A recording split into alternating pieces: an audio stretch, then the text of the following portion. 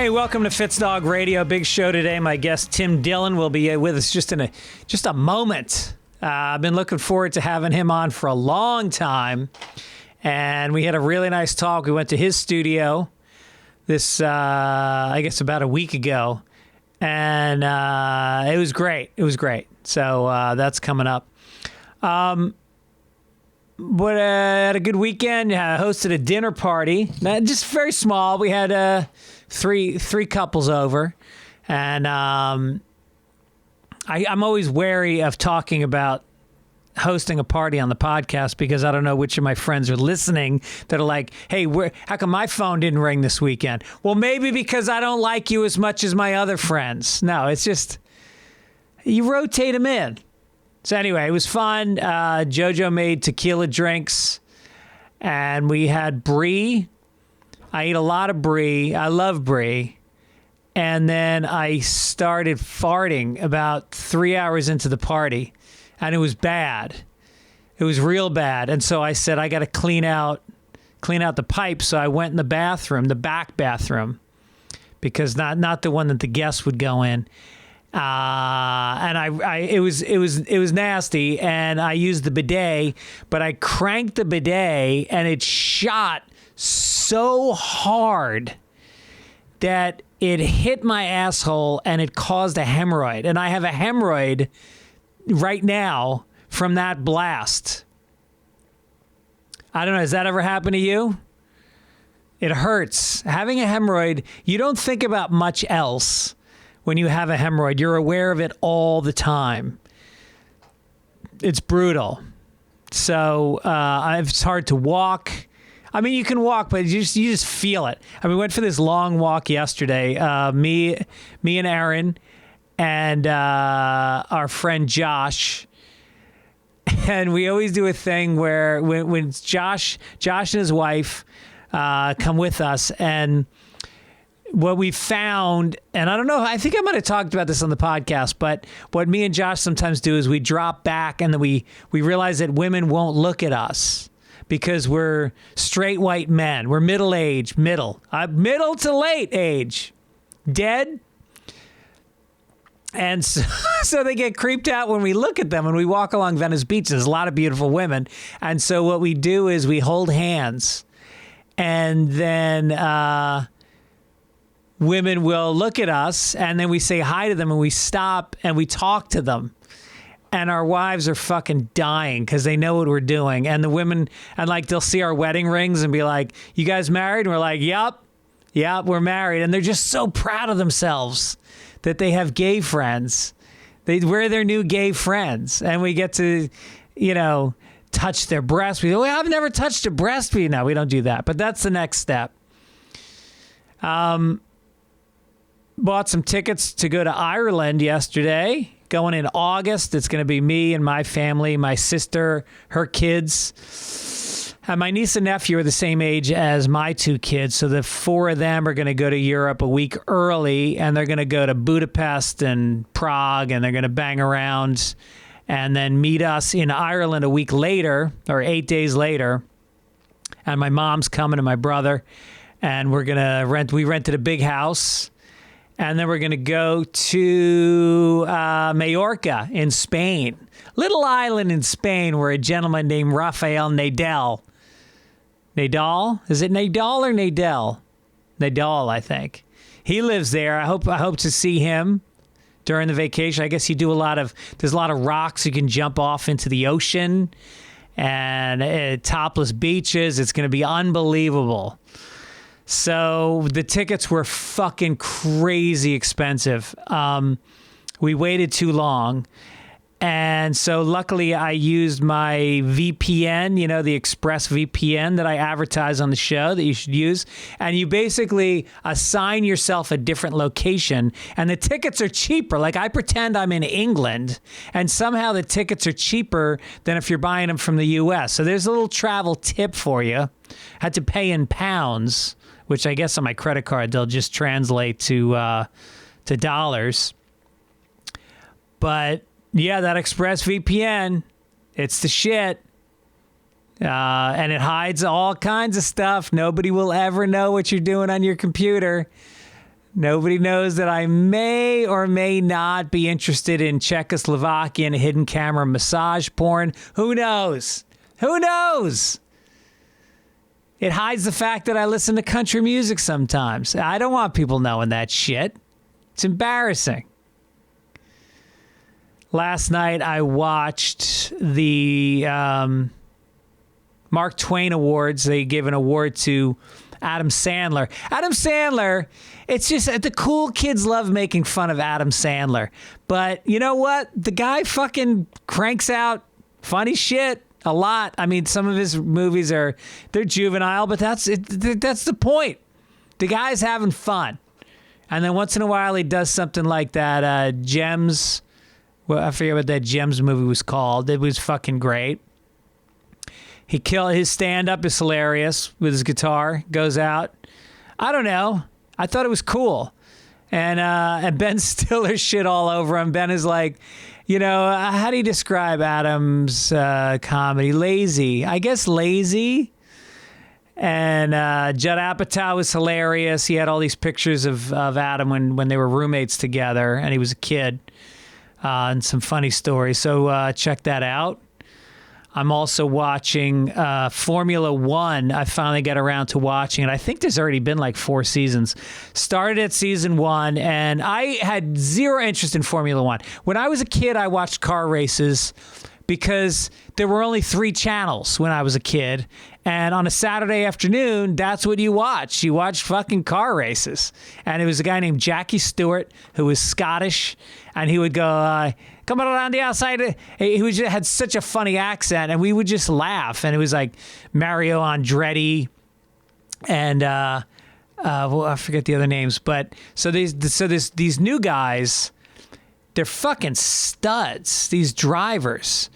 I mean, they're going 220 miles an hour, and you watch it, and the cars are just pieces of artwork, and all these rivalries between teammates, and they run each other off the track at 200 miles an hour, almost fucking kill each other. The guy that owns the Indian team, I think it's called Force India or something, that guy got indicted on tax fraud back in India, so he's in hiding. He had to sell the team. I mean, there's all this drama. It's a fucking great show. And these 2 guys, Hamilton and Schumacher, they're one guy's British and one guy's German, and they're like the 2 best. And they just consistently come out ahead. But there's like a building. Each team has like a fucking 3-story office building that's dedicated to 2 cars. Each team has 2 cars in each of these car races. And there's like hundreds of employees. And it all comes down to these 2 racers getting behind these $1 million cars. I mean, the budgets, they spend like $600 million in a year going to these races and hiring these staffs. It's very intense. It's a world that I knew nothing about, and now I'm pretty into it. When I was a kid, we used to make go-karts, like no motors. And we had big hills in the town I grew up in, and we would fly down the hill in these go-karts and crash. No helmets, no pads, just fucking crash. Anyway, I don't want to take a lot of time today because I think people want to hear Tim Dillon. But we'll read a couple of quick overheards. These are things that you've overheard on the street, in line at Walmart, maybe at a drive-thru. Wherever you overhear it, you send it in to fitzdog@gmail.com. I read them on the air. This is from Alex in Virginia. I'm a Lyft driver. I was driving this group of young people in their 20s, and one of the guys was on the phone to his girlfriend, and he was talking on speaker. He asked if she wanted to go to Kenya because the country is in bad condition and needs volunteers to help. And she goes, Kenya? To which he yells into the phone, can you fit these nuts in your mouth? That's fun. These nuts jokes, if you can pull it off, is a solid joke. I mean, it's almost like the from The Office, the That's What She Said joke, but at a much higher level.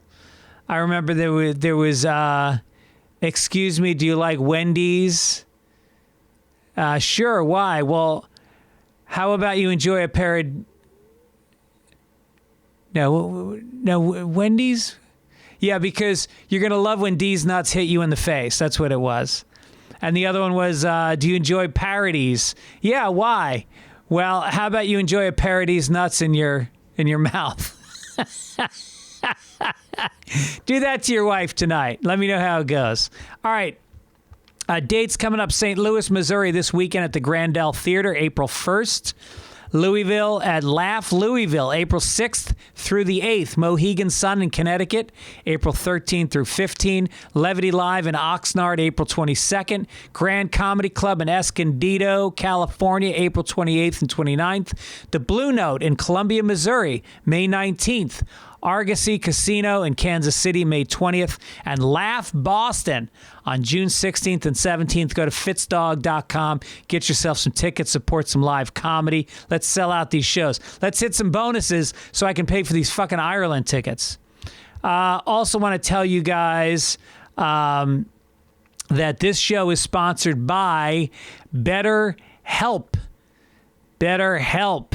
They've been a sponsor for a very long time, and it's an amazing company. I've used them for a couple of years now. I've learned things about myself. I've learned that I have ADHD, and that because of that, I get depression. They go hand in hand. And it's, and I realized that through talking to their therapists are extremely qualified. You can find one that specializes in what it is that you're going through. Could be a breakup. You could have substance issues, whatever. You got low self-esteem? Get in line, asshole. Stop feeling like you're a big deal. I didn't say that right. So the therapy I do, I've done it once a week since the pandemic, and it's been very helpful. If you're thinking about starting therapy, give BetterHelp a try. I really feel like it's your best option. When you do it online, you don't have to waste an hour driving there and back. You don't have to worry about sitting in a waiting room. Sometimes it's uncomfortable. Boom, you just get it done. It's convenient. It's flexible. You fill out this questionnaire, and they match you with a licensed therapist, and you can switch if it doesn't work out. No problem. Discover your potential with BetterHelp. Visit betterhelp.com/Fitzdog today to get 10% off your first month. That's BetterHelp, HELP.com/Fitzdog. Okay. Hey, what happened to this guy? Hey, it's a different sweatshirt. All right, I got a hot new ad for you guys. I want to tell you about Gametime. It's so exciting. I went to see Bruce Springsteen in Tulsa, Oklahoma a few weeks ago, and I met friends from all over the country. We grossly overpaid for tickets because I'm not going to say what site we went through, but it was a mistake. Gametime is the way you do it. Gametime.co, not com.co, is a way, but more importantly, the app. They've got an amazing app. It's a ticket buying service that lets you buy tickets at the last minute, and sometimes prices go down. As a matter of fact, they've got a guarantee that if you find the same row at the same show for less money, they will give you 110% of what you paid. So that's a pretty sweet deal. And you can go to sports, comedy. I'm looking at the app right now. It's a beautiful app. It's colorful. It gives you views of your seats from where you're going to be sitting. You can go see local comedy. This has like the Irvine Comedy Club. This has going up all the way to the Hollywood Bowl. Ricky Gervais, you can see him for $55. That's not a lot of money. And that's because the show is coming up Saturday, and I guess Ricky didn't sell it out, so tickets get cheap. It's a great way to do it. They've got this low price guarantee. And it goes right to your phone. You don't have to print anything. Don't deal with any of that nightmare. I love the app. I love that I'm going to be able to snag tickets without the stress with Gametime. Download the Gametime app, create an account, and use code Fitzdog for $20 off your first purchase. Terms apply. Again, create an account and redeem code Fitzdog, Fitzdog, for $20 off. Download Gametime today. Last minute tickets, lowest price, guaranteed. Okay, now back to the other shirt. All right, let's get to my friend. He has just booked a new movie with Gina Gershon and Rick Hoffman. It's an Eli Roth movie called Thanksgiving, so that's exciting for him. He's a guy who's from Long Island, Irish Catholic guy like myself, raised by a mother with schizophrenia. That's interesting. He's an interesting guy because he's kind of conservative, but at the same time, he's you can't pin him down. He's all over the place. I've just become a huge fan of his. He released a comedy album last year, Tim Dillon, A Real Hero, and his podcast, The Tim Dillon Show, is available. You can also get Patreon for it. Here he is, Tim Dillon.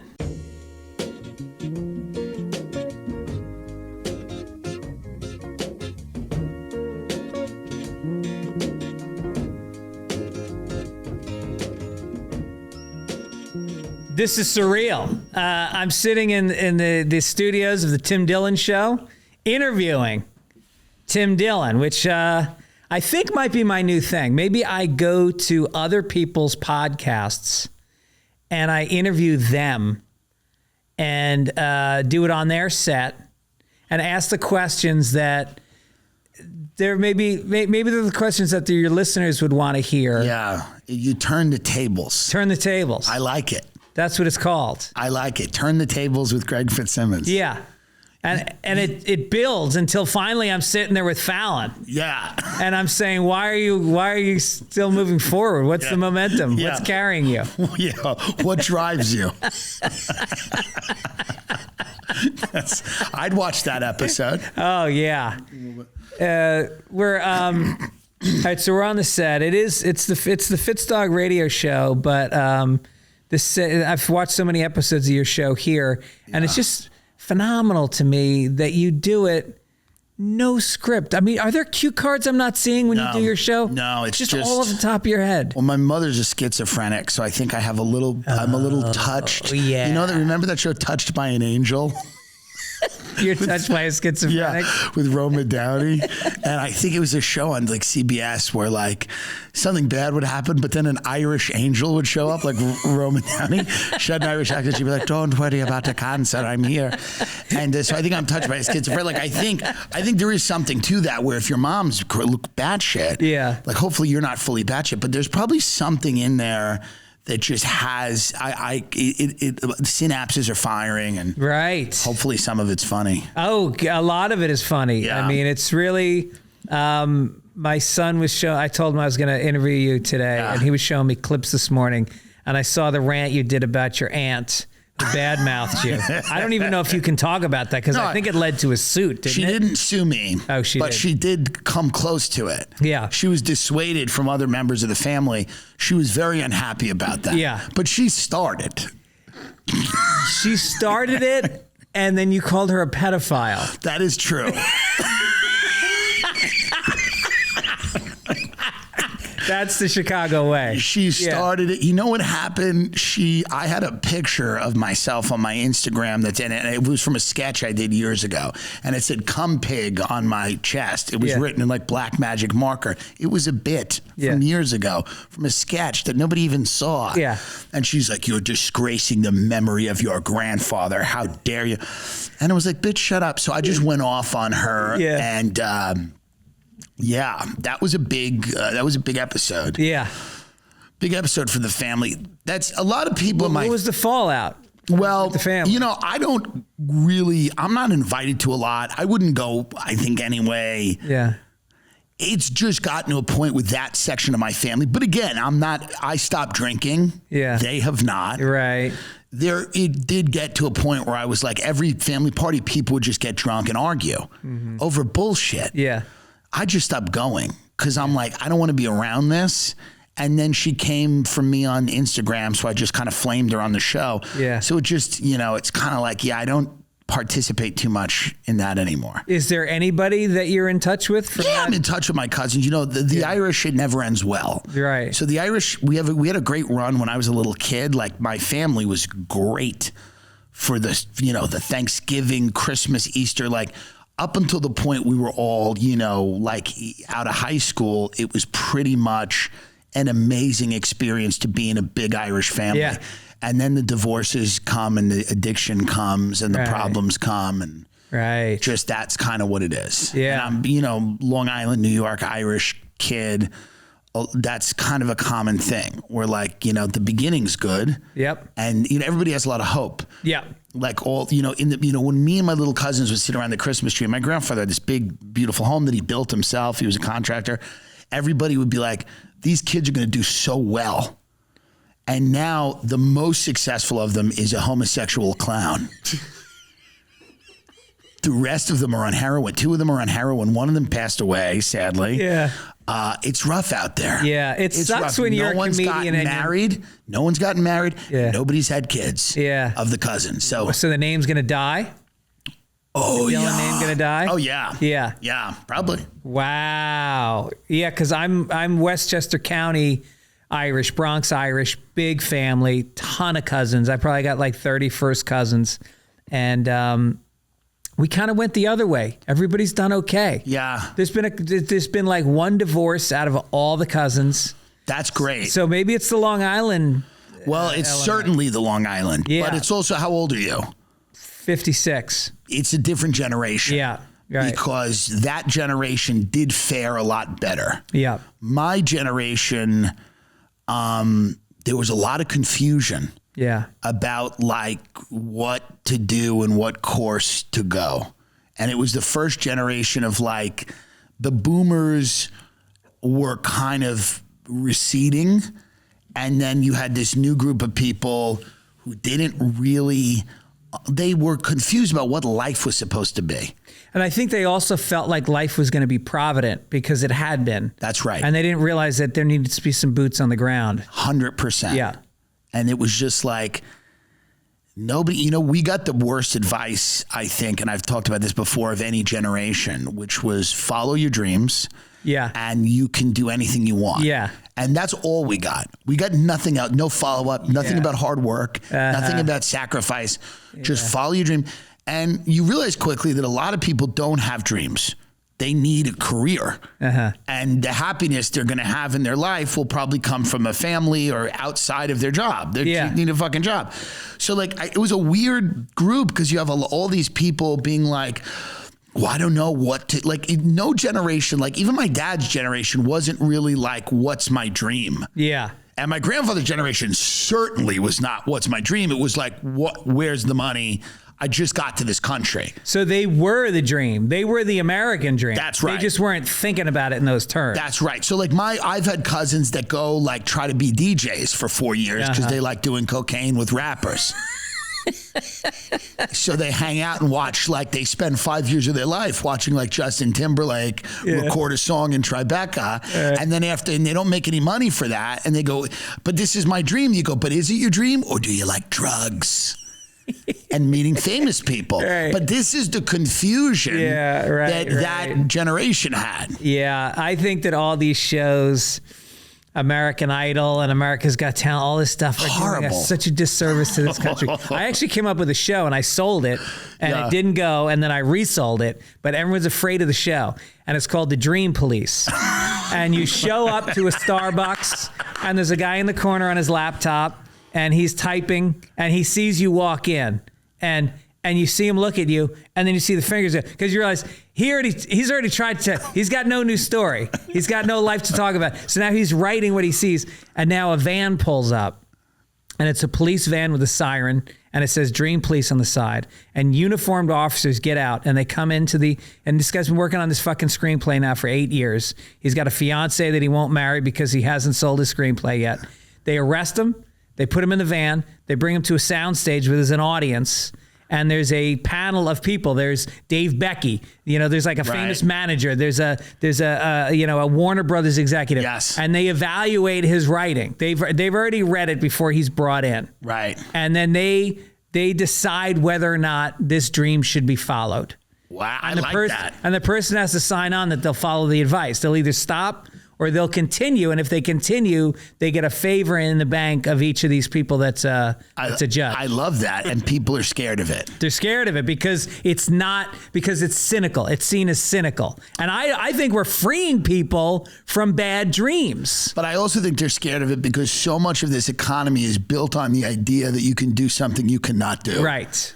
From flipping houses to fucking opening a restaurant to being Whitney Houston. Most people can do the bathtub that she did, but they can't do the front 9. I think they're just terrified of that idea getting out there. Right. Yeah. And I think it would be such a service. I have relatives that have been stuck in dreams for 20 years. And like one of them is an amazing school teacher, but he only does substitute because he has to be free for auditions. Yeah. Which don't come. Right. And when they do, he doesn't get the job. They don't come.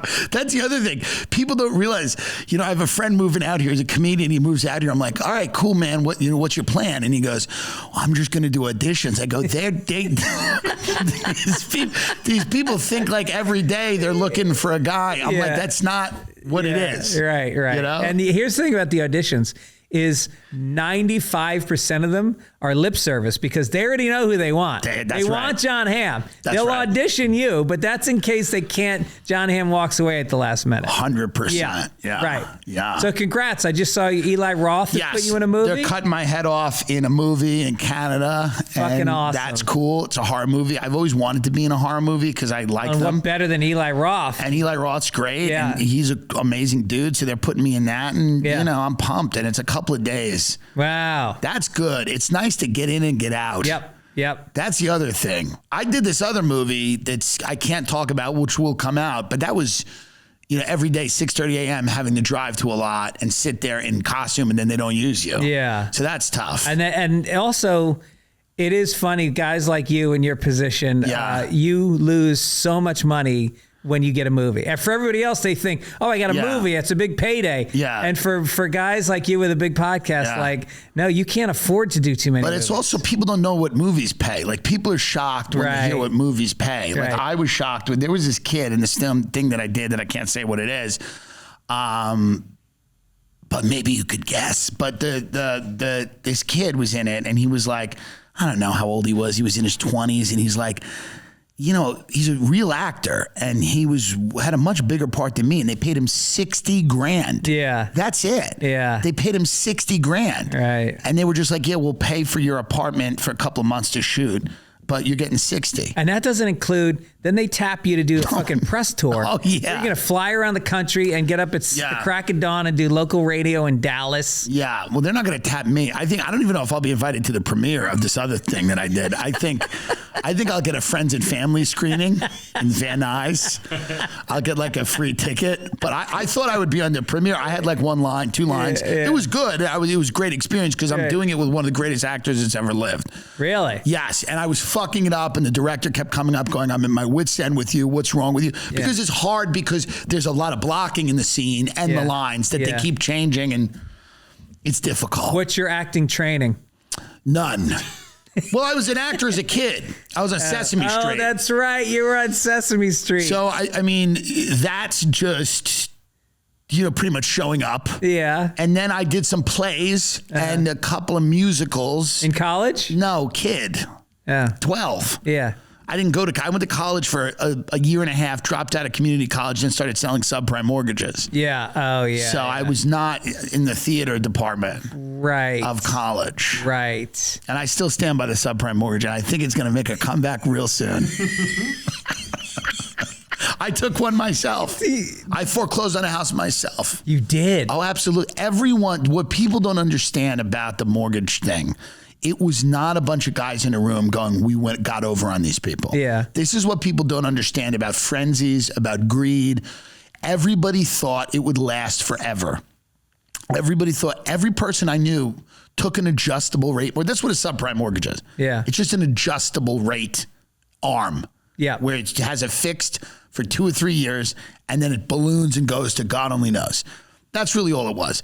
In terms of like, because most people go, oh, subprime is people that have no income verification. So that was a small percentage of the market. Yeah. But the larger percentage of the market was people that had pretty decent credit. Sure. They were fine. And they were getting in for 1.8%. They were getting in for 2%, Yeah. and then it ballooned, and then their payments went from $1,800 to $4,300. Yeah. And now they're fucked. Yeah. That was the vast majority of it. We weren't handing bags of money to homeless people. Yeah. It was speculation. It was a lot of people that go, I want to own a second home. I can rent it out and it'll pay for itself, and it will at 1.8. Yeah. Not at a fully amortized 6% or whatever it went up to. Yeah, I remember Stuttering John from the Howard Stern show kept telling me, yeah, I just got a place and I got a mortgage. It's fully adjustable. I'm paying fucking $1 a week. Yep. And then all of a sudden shit shut up. And I was like, how will this pay? I don't have those anymore. And that's what it was. But I took one too, because I was like, and the whole thing was everybody just, when I was 22 years old, and they're like, hey man, just refinance in 2 years and you can lock it in. You're right. So I took a 2 or 3 year, and they were just like, just refinance. You could lock it in. It's not a big deal. And I'm like, oh great, I'll have this job forever. This is fucking great. I wasn't even making that much money, but I was just making enough money where it's like, oh, this will go on forever, and it'll only get better every year. Yeah. And then it was like a total collapse. Where did you find your clients? You would call. So you would cold call. Oh, and you would no cold call. shit. Yeah, that's how everyone finds everybody.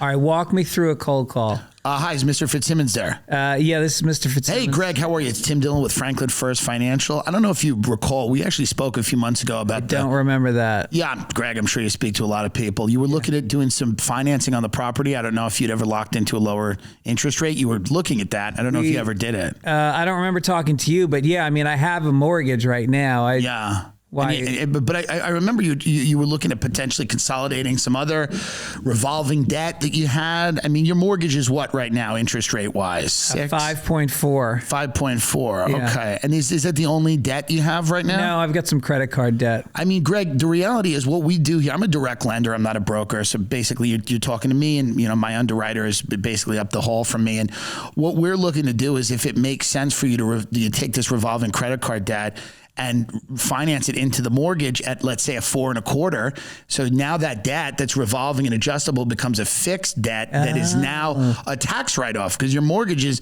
really your only tax write-off. So if we can revolve that debt. Is the credit card company going to allow me to do that? They'll absolutely allow you. And they'll be happy to do it because they get paid off. You don't have any bills. You have one bill that's a tax write-off. You pay it once a month, and it's less than what you pay now. If I add up all the bills you're paying now, you're probably paying about $3,200 a month. If I take you to $2,600 a month and it's a fixed rate and it's a tax write-off, does that make sense to you? Well, how much do I have to pay you? Well, listen, the reality is the bank pays me. Here's the good news. The bank actually pays me. You don't pay me anything. We're looking to get you an interest rate that works for you. In fact, you're in Sayville, Long Island, right? Yeah. Well, listen, I'm going to be out there tomorrow around 11 a.m. Why don't I just stop in and see you, and I can sit down with you and your wife. Listen, if it makes sense, it makes sense. If not, we'll part as friends. And that's how you do it. That's unbelievable. And that's how you do it. And by the way, I want that deal. And people will tell you to fuck off and hang up, but then there will be people that don't. Yeah. Then there will be people that don't. Everybody will be like, there will be people that go, fuck you. Yeah. No. Click. But what's then the rudest anyone ever was to you? Oh, they're not even, it's not even rude. It's just like, take me off the list. Yeah. It's not even rude. Do you take them off the list? No. This is America. There's only the list. There's no off the list. There's only the list. If someone's rude, do you ever put them on another list? No, they just stay on the list forever. And listen, these people, Greg, they got on the list, most of them, because they're in the market. Yeah. They're trying to get things. This is what people didn't understand about the subprime crisis. They're like, oh, all these people are taking advantage of. No, this is a country of criminals. Yeah. People would call me up and go, my brother can say I work at the dealership he works at. He works at a Dodge dealership. He can say I work there, and they can say I make $5,000 a month. Would that help to get the loan done?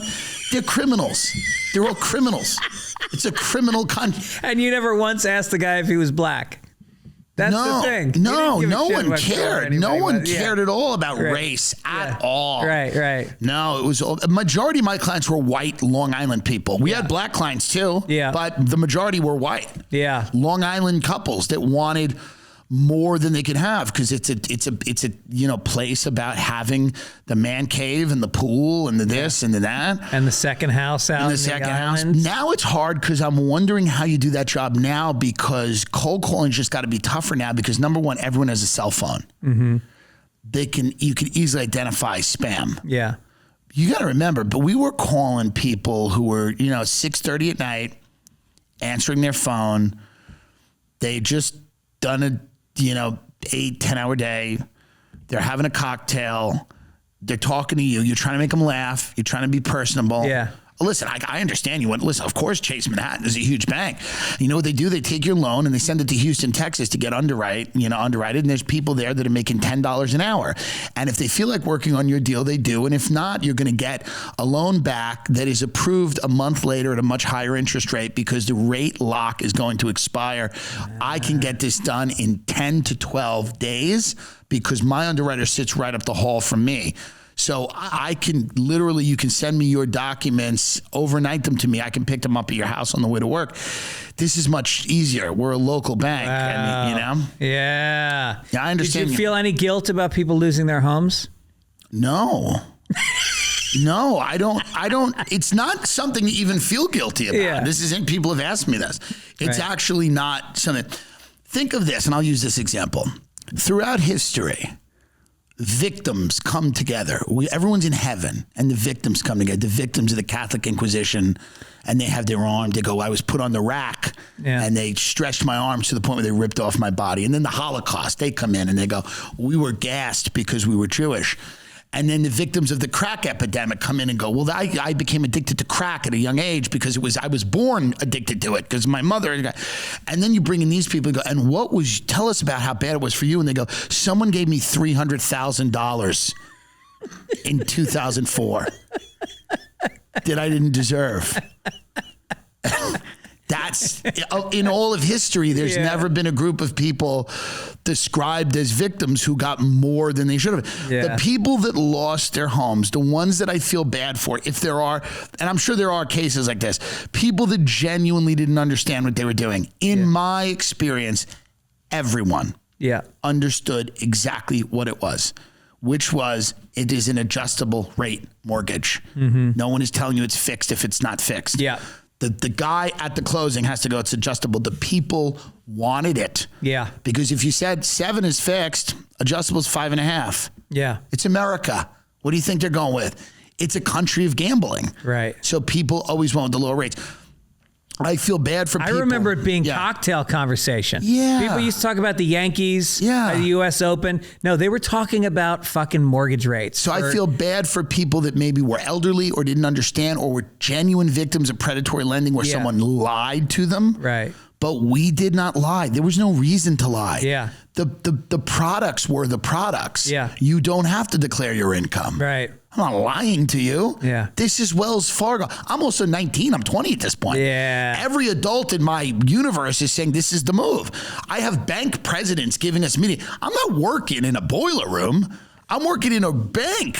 Everyone has a Mercedes. Uh-huh. We're in Long Island, but it's not like 5 guys in a chop shop. Yeah. These are real banks where now in hindsight you go, oh, a bank means nothing. It's literally just a line of credit that they get from a larger lender. Right. So what Washington Mutual, all these places, JP Morgan, Citibank, they were all back. They were all taking these loans, but they were doing it through the back door. Mm-hmm. So Washington Mutual had this thing called Long Beach Mortgage. And that's what they had, right? Their HSBC had Wilmington Financial. That was a bank. So they would do these subprime deals, but they wouldn't do them on HSBC books. But they still wanted in the game. Yeah. They still wanted to fucking get in this game. Everybody was getting in the game. So what they would do is they just give these banks, he goes, here's $150 million, $200 million line of credit, loan it out. We're not sticking our name on it, but we'll buy the loans back that are performing well. And then we'll sell off the ones that aren't, and they all sell in the aftermarket anyway. Wow. So the reality was I wasn't walking into a boiler room every day. I was walking into a bank where, you had bank reps coming in from New Century Mortgage, started in Irvine. This whole thing started in Irvine, California.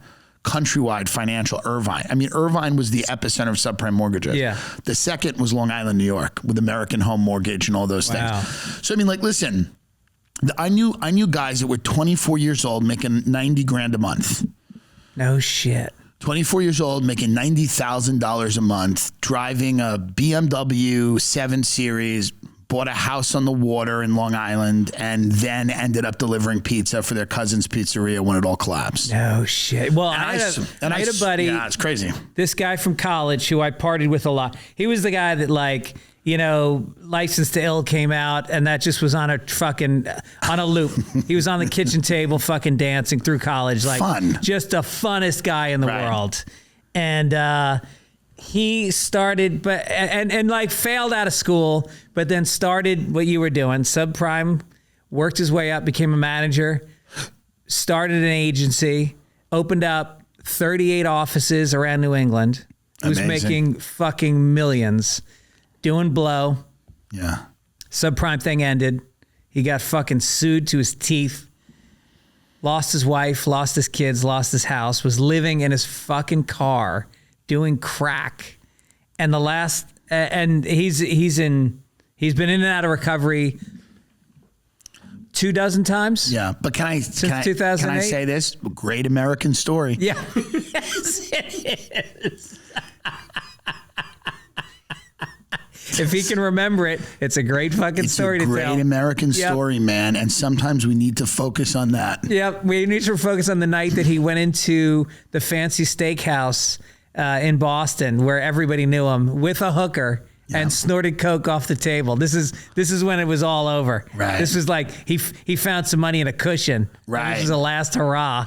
Well, there's always those guys who go from stocks to mortgages to online advertising to solar panels to Bitcoin. Yeah. Anything they can get into, they'll get into. Yeah. Yeah. And anything they'll get into. And that kind of, and I've tried to make a show about those guys for years and years and years because you don't ever see that. You always see high level hustlers that have some success, but the low level hustlers are the funny ones, the ones that kind of can't get the ball into the hoop. And it's not because of any moral qualms. They just can't seem to do it. Right.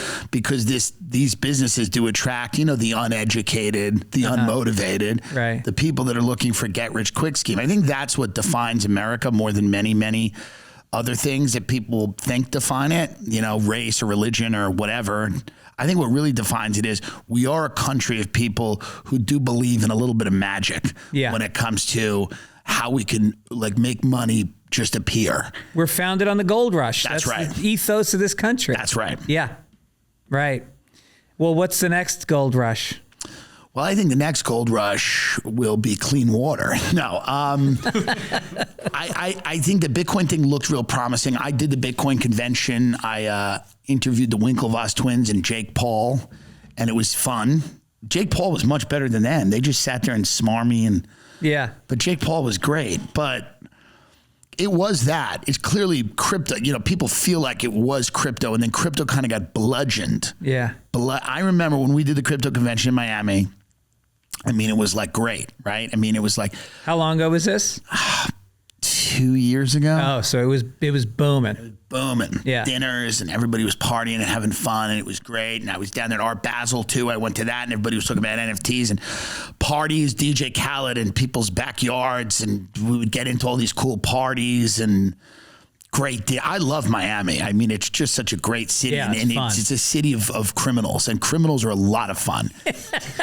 They're so much more fun than people that have earned their money. Have you ever met somebody who's earned their money? They're kind of shitty because it's hard to earn money and that sticks with you. Yeah. And they're kind of dull. But criminals, oh boy. Yeah. So we had so much fun, but then it all, kind of tanked.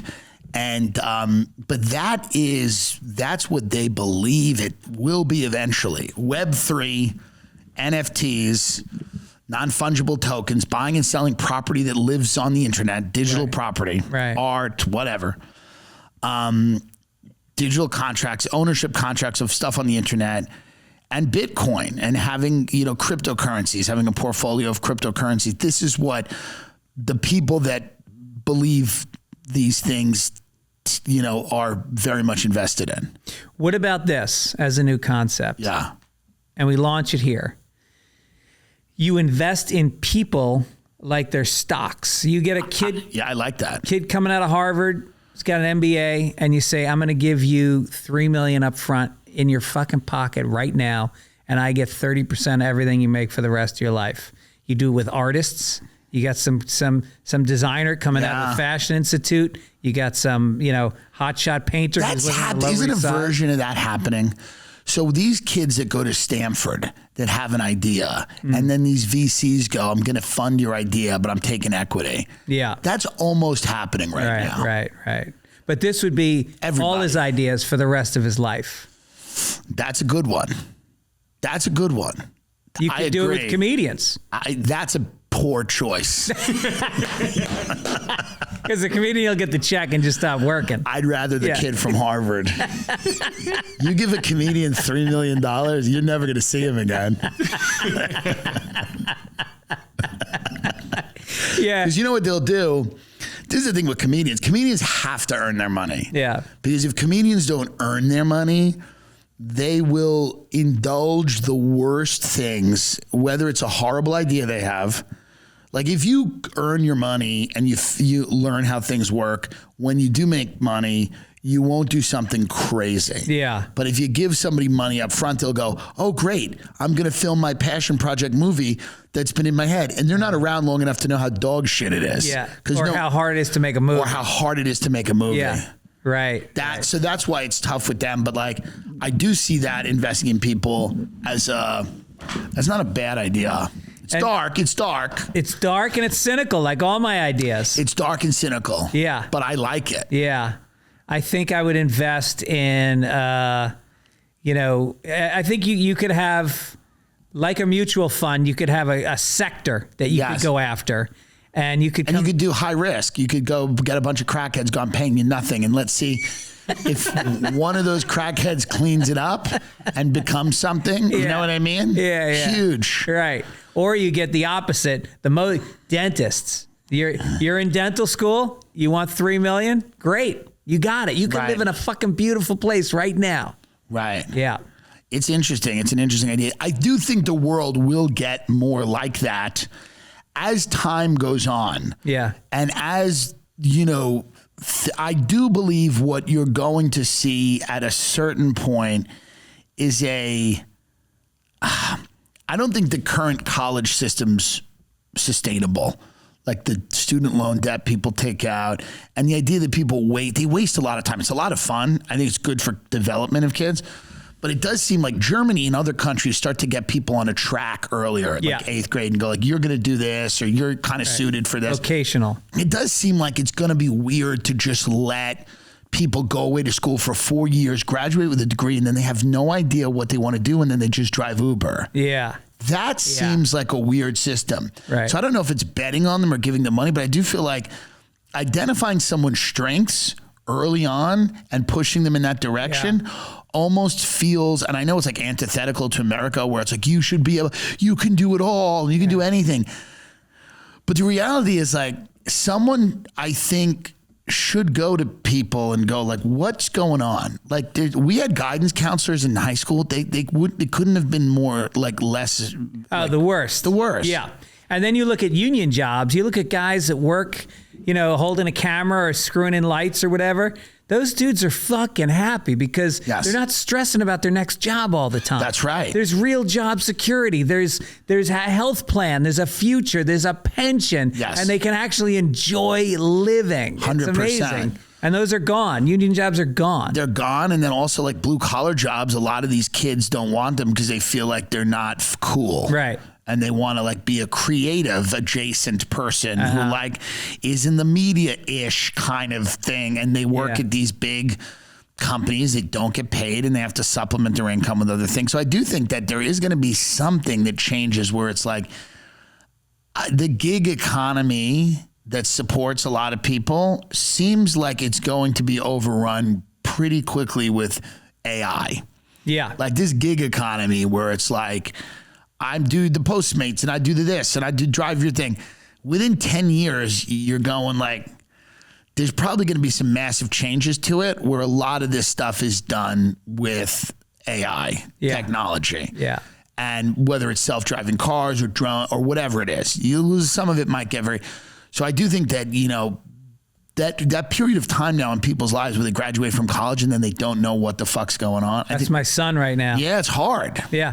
What does he want? Does he know? He's just kind of like. He doesn't know. I mean, if you hire him, that'd be great. But he's graduating. Dude, so many people are pulling their kids. Oh, it's hilarious. Yeah. Like my friend's son's like a senior in high school, and he goes, yeah, he can do something. I go, what can he do? He goes, oh, I don't know. He goes, he thinks you're hilarious.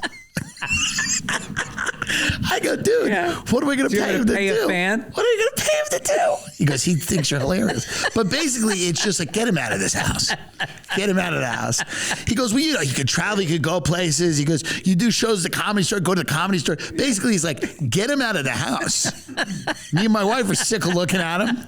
We don't know what to do. You don't have to pay him a lot. Yeah. Make it an internship. It's what he said. He goes, he doesn't need to make $1 million. I'm like, well, he's not going to make $1 million because he doesn't need to make $1 million, but it's just like fun. He goes, you know, you go to Austin, you go to Rogan's Club, you take him to that. Just get him out of here. He goes, he loves Joe Rogan. I'm like, yeah, that's not a job. Yeah. By the way, it's your studio. Is there like a cot? Is there something in the back? Right. I just live there. No, I've done that with my son now. He's having informational calls with some of my friends. He was a communications major. Yeah. Which is the study of how to live off your father for the rest of your life. Right. And so all my friends in communications he's been talking to, like I got a buddy who was a bigwig at Turner Sports for a lot of years. Okay. And I think it's kind of great to be coming out of college, liberal arts degree, travel, try a bunch of jobs, see what feels right. Yeah. It's so weird that, I don't know, like I see what you're saying with the European model of like figuring it out early, but I also think there's something about going out and actually getting your fucking hands dirty with the job for a year and then saying, all right, do I want to continue with this or do I want to try something else? Yeah, no, I don't. But that's a privileged place to come from. It's because I think that works really well because you're the dad and he's in a good family. Yeah. And that's the issue. Right. And I think that I see the value in all of that, all of what you're saying too. I just know like there does seem to be some wisdom. And I don't even think it has to happen at like 8th grade, but like when somebody goes to college, like the way these schools are structured, the way these classes are structured, none of it seems to key in on like a career. Right. So that's my only issue. No, he came out. Nobody learns about credit cards, mortgages, debt, what they should do and not do. Mm-hmm. Nobody really learns about housing, balancing leases, a checkbook, right? Any of that. What if you're signing a lease? What does that mean? Yeah. What does it mean? Nobody learns about that stuff. Right. Yeah. And well, now I think it's just about like my friend said, just be open to, you know, gifts coming from the universe, you know, to sound spiritual about it. Like things happen. Like when I think about the things that have happened in my career, I never wrote a spec script. I've written on TV shows for 20 years. I've never written a spec script. I've never asked for a job, but I've just found them. They just, you just open yourself up. Because I'm open. Yeah. If it happens, it does, and it works out. Being a straight white man in his 50s, that those miracles from the universe are happening a little less often. Slightly less. The universe is a little dry right now on miracles.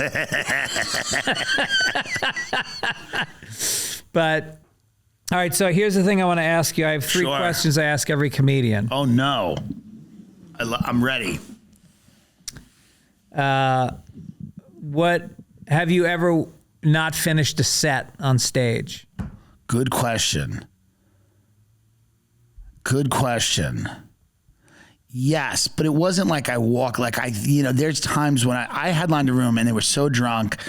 I think I got to like 38 minutes and I was like, I'm out because they were so like there was a fight. Yeah.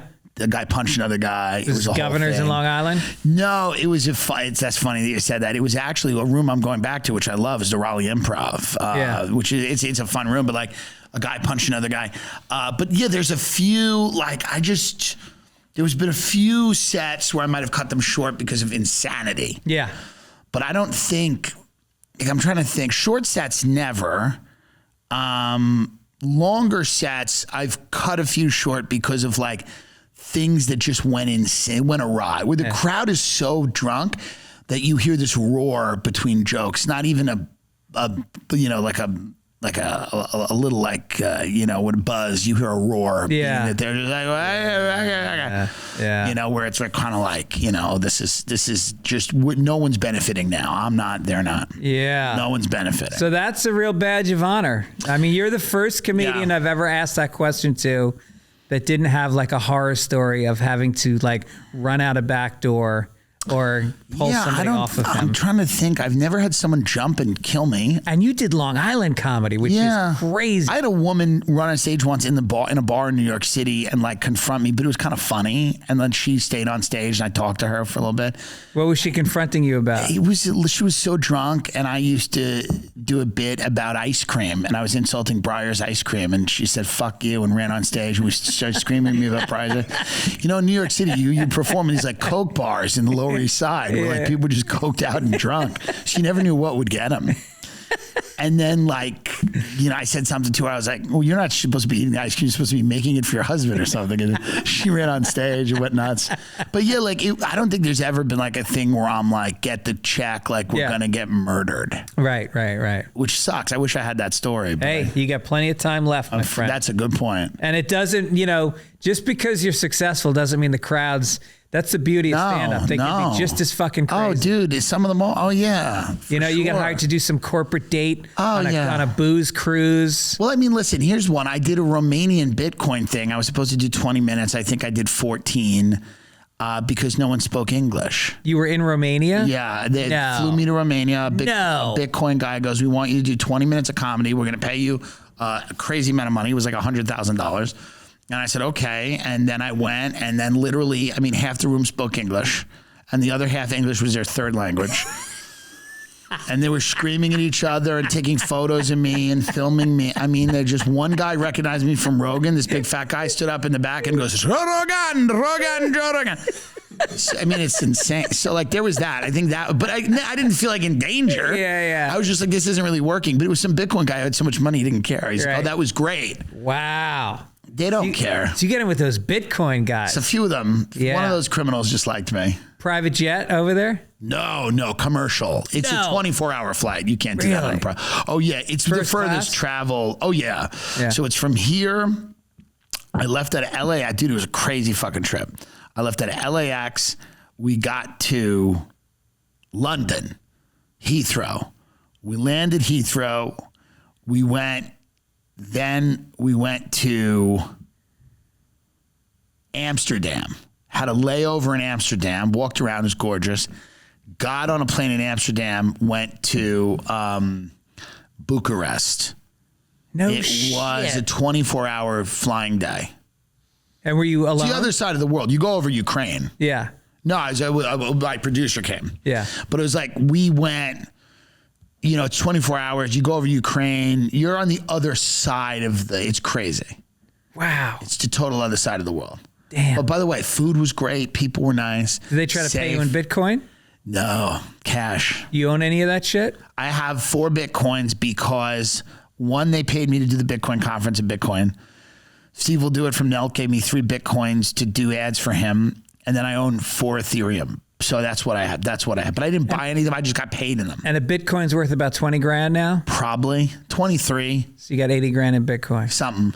Yeah. And we'll see. I'm not going to sell it. I'm just going to sit with it and see what happens. No, I got a chiropractor who told me back when it was $1, he was telling me, he goes, look, trust me, just take $1,000, buy 1,000 fucking Bitcoins. And I was like, I didn't do it. I knew a guy. The smart thing was the people that kind of cashed out a little bit because I knew a guy that, bought 1,400 of them for like $6. Wow. And then he, got, when in the heyday, he cashed out 50 million or something crazy. Yeah. That's the type of stuff that's like, those are the, once in stand-up comedy, I was doing a show at stand-up New York. They said, we'll pay you in 5 Bitcoins or $20. Oh shit. And I was like, give me $20. I want to get pizza.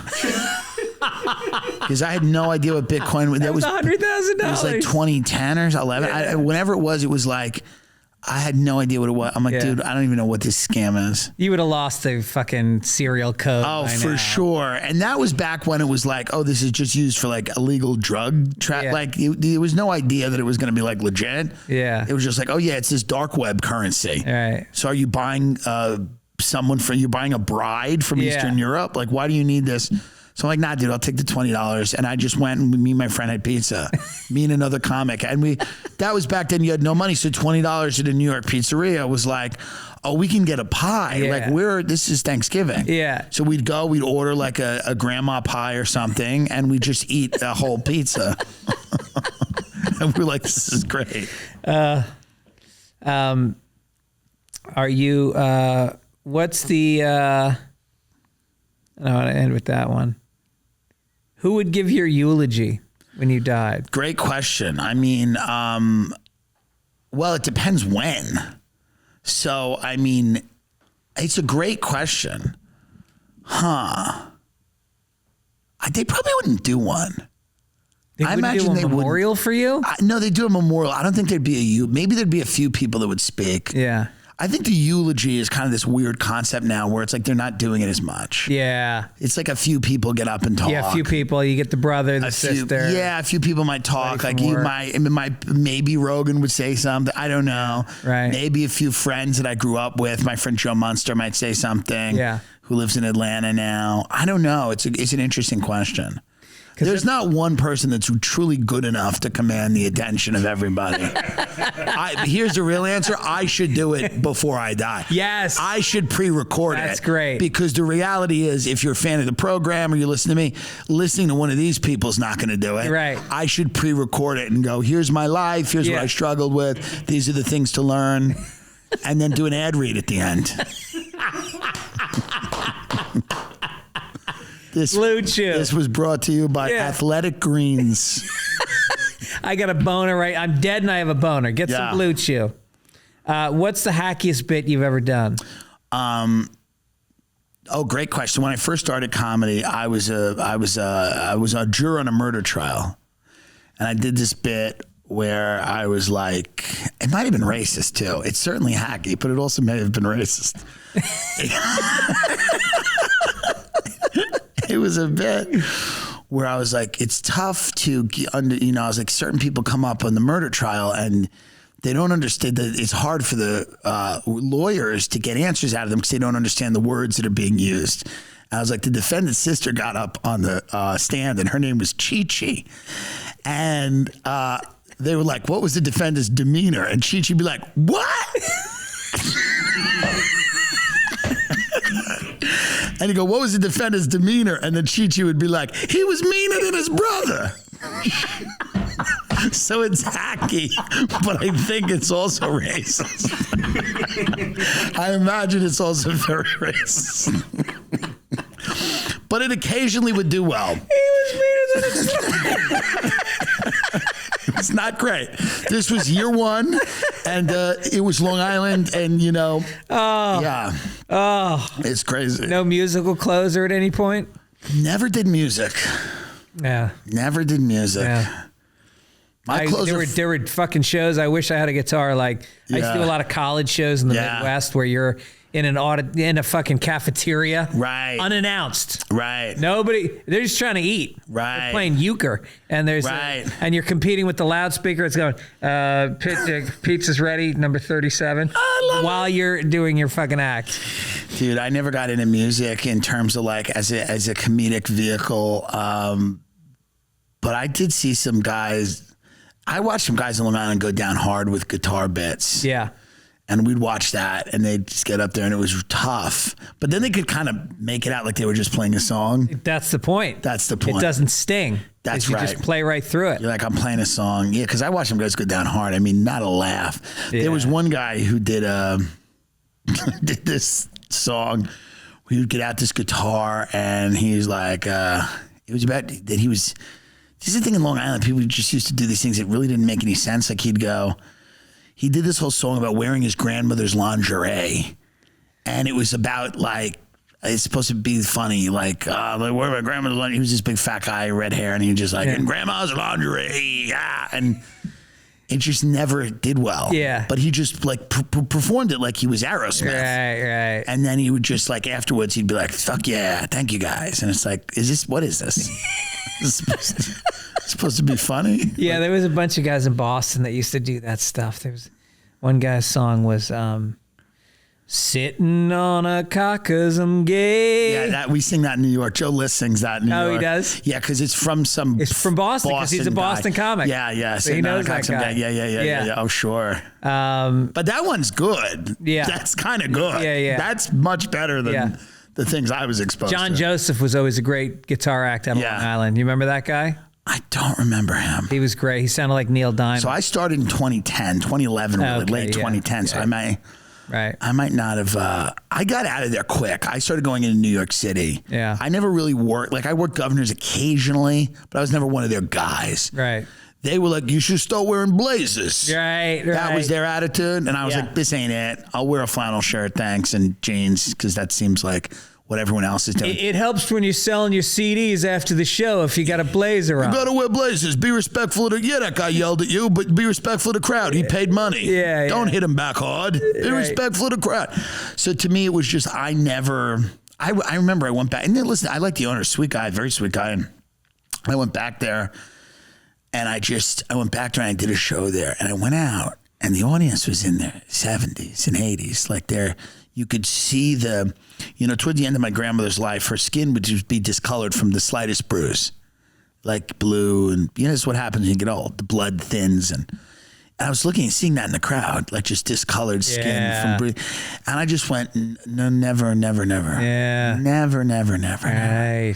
I do think even Long Island, like I have a house out in Long Island, out by the beach, but it's 2 hours from where I grew up, so it's far enough. I don't feel like I'm, because there's no part of me that ever wants to live in Long Island again. Yeah. I love the beach and I love the summers and the food. To get fresh seafood is all great, but like that, thank God I had the wherewithal and the intelligence to go into New York City. Right. Because otherwise, man, I'd be fucked. There were guys who put all their eggs in that basket, that Long Island basket. Yeah. And it was a big mistake.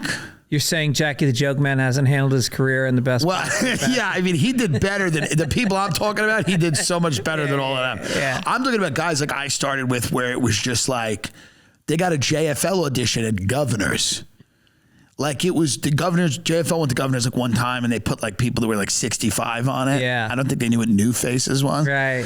But people that just threw their hat in with that thing, and I was just happy to go to New York. I was like happy. Right. I was like, thank God. All right, so the last segment we do is called Talk Your Way Out of It. And what happens is I should be decently good at that, hopefully. Yeah, I'm gonna give you some difficult situations. Yes. And then you're gonna look at me. I'm the person you're addressing. Yeah. And you're gonna talk your way out of it to me. Okay. Here's the first one. You cancel Rob Reiner's benefit for the homelessness in Los Angeles to go to dinner with rapper Tone Loc. Remember him? No. Wild Thing. Oh. Yeah. Okay. That Only makes had one sense. hit. On the way out of Craig's, a homeless guy tries to grab your doggy bag, and as you wrestle, you see Rob Reiner watching in horror. Talk your way out of it.